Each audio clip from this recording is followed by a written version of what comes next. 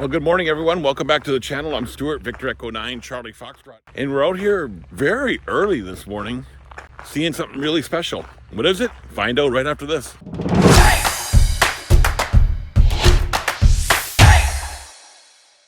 right, good morning, everyone. Welcome back to the channel. I'm Stuart, Victor Echo 9, Charlie Foxtrot. We're here at the mouth of the Niagara River at Lake Ontario.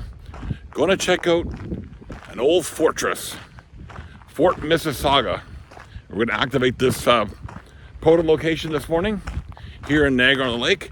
It's also a lighthouse on the air and part of the Niagara biosphere. So Fort Mississauga is an old fortress from, well, probably before the War of 1812. Fort Niagara on the U.S. side is over that way. I'll take some B-roll footage and do a voiceover here once I get all the history and show you guys and get you all the history of what's going on in this wonderful part of Niagara Falls or Niagara-on-the-Lake. Yes, it's a beautiful sunrise here overlooking Lake Ontario. Fort Niagara is over there. You can just, I don't know if you can see it, the camera's picking it up. This is Fort Mississauga right here. And there is an old lighthouse here, a historical lighthouse as well. So we're gonna activate this park this morning and see what we can get some lighthouse on the air contacts. This is also part of the Niagara biosphere. It's got a couple of great locations. Here we are at Fort Mississauga, everyone, on the shores of Lake Ontario. Over that way you can't see it, but Toronto's just across the lake. You can actually see it's just a little bit of the lights from Toronto this morning across Lake Ontario as well.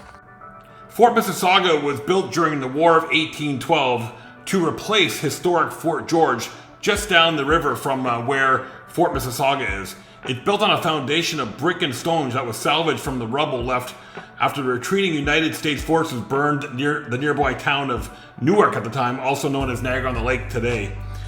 This fort would help in the defense of Upper Canada the following year. Their signs are a little weather beaten. Just like a lot of these places out here, Fort Beausejour in New Brunswick the same way. This one here is a little awkward to get to. You got to know your way in, but they're not very well kept. Like the signs are all starting to wear out. You can hardly read the signs here. Parks Canada's got to do something, clean up some of these great locations. They have obviously helped a little bit. They got some drainage here for water on this old center block here. And I lived here in this area for a long time, and I never came to the locations like this. So now, thanks to Worldwide Flora and Fauna and POTA, we get a chance to play radio at some of these cool locations. So we're gonna walk up this cliff here, or this hill, and check out this beautiful sunrise.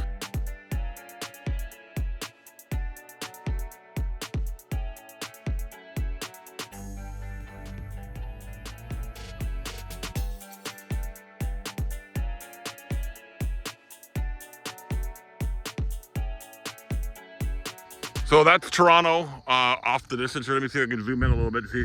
You may be able to pick up a little bit of the glimpses of lights there. This is Lake Ontario. And then over here on the US side, that's Fort Niagara. You can see the residence and the turrets, Fort Niagara. And then this is the Niagara River, which flows into Lake Ontario. We got some guys going out in boats already this morning. Yeah, this is a beautiful part of the country. Here at Fort Mississauga. So for those that are interested about my POTA activation this day, well, the POTA activation didn't happen because you have to walk into this park, and the closest place to park was probably a couple hundred meters away. You walk across the golf course to the park. So it's definitely a walk-in POTA location. So we actually went to another location and activated there.